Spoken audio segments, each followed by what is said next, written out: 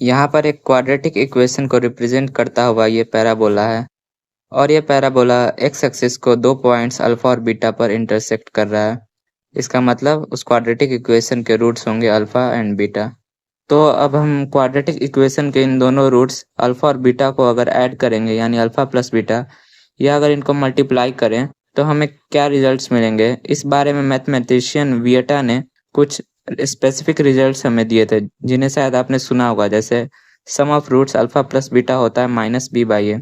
अब हम इन्हीं रिजल्ट्स को ज्योमेट्रिकली देखेंगे कि ये कैसे पॉसिबल होते हैं। इंटरेस्टिंग बात यह है कि वियटा ने जब ये सब रिजल्ट्स बताए थे तो उन्हें बिल्कुल पता नहीं था कि हम लोग एक क्वाड्रेटिक इक्वेशन को पैराबोला के फॉर्म में रिप्रेजेंट भी कर सकते हैं। तो चलिए इसको ज्योमेट्रिकली देखते हैं। यहाँ पर हम लोग के पास एक पैराबोला है जिसके रूट्स है अल्फा और बीटा। इस पैराबोला की एक्सिस ऑफ सिमेट्री यानी जो उसको इक्वल पार्ट्स में डिवाइड करे वो वर्टेक्स से पास होती है। उस वर्टेक्स का x coordinate minus b by two a होता है। ये minus b by two a क्यों होता है इसे हम लोगों ने फर्स्ट वीडियो में देखा है। यानी कि ये जो येलो डॉट है एक्स एक्सिस पर, इसकी वैल्यू है माइनस बी बाई टू है। अब वर्टेक्स की खास बात यह है कि इससे एक स्पेसिफिक यूनिट आगे और पीछे जाने पर हम लोग को दोनों रूट्स मिल सकते हैं। यानी अगर वर्टेक्स से डी यूनिट आगे जाएंगे तो बीटा मिल जाएगा और डी यूनिट पीछे जाएंगे तो अल्फा मिल जाएगा। तो बीटा कोऑर्डिनेट की वैल्यू क्या होगी, v प्लस डी, और अल्फा कोऑर्डिनेट की वैल्यू होगी v माइनस डी। अब हम लोग क्या करते हैं कि अल्फा प्लस बीटा को ऐड कर देते हैं क्योंकि हम लोग को सम ऑफ रूट्स चाहिए। तो आ जाता है 2v, क्योंकि प्लस डी और माइनस डी एक दूसरे को कैंसिल कर देते हैं। हम v की वैल्यू को उसके जो x कोऑर्डिनेट की वैल्यू है उसको रिप्लेस कर देते हैं तो वो आता है माइनस बी बाई टू है। अब दोनों टू एक दूसरे को कैंसिल कर देते हैं और अल्फा प्लस बीटा की वैल्यू आ जाती है माइनस बी बाई ए। यहाँ पर जो ये डिस्टेंस डी है इसको भी हम लोग डायरेक्टली निकाल सकते हैं। जैसे हम लोग के ग्राफ से हम लोग देख सकते हैं कि कोई भी रूट को हम लोग कैसे लिख सकते हैं, v प्लस माइनस डी, यानी कि v से या तो प्लस डी आगे जाओ या माइनस डी। अब हम लोग के पास एक क्वाड्रेटिक फार्मूला भी है जो कि x को निकालने का फार्मूला देता है minus b plus minus under root b square minus 4ac by two है। अगर इसको हम लोग थोड़ा सा सेपरेट करके लिखे तो x हो जाता है माइनस बी बाई टू है plus minus under root b square minus 4ac by two है।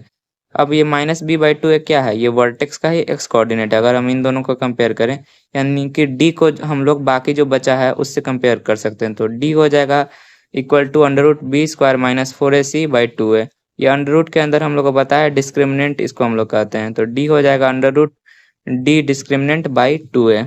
डी की वैल्यू निकाल सकते हैं और वर्टेक्स में ऐड कर सकते हैं और आपको दोनों रूट्स मिल जाएंगे।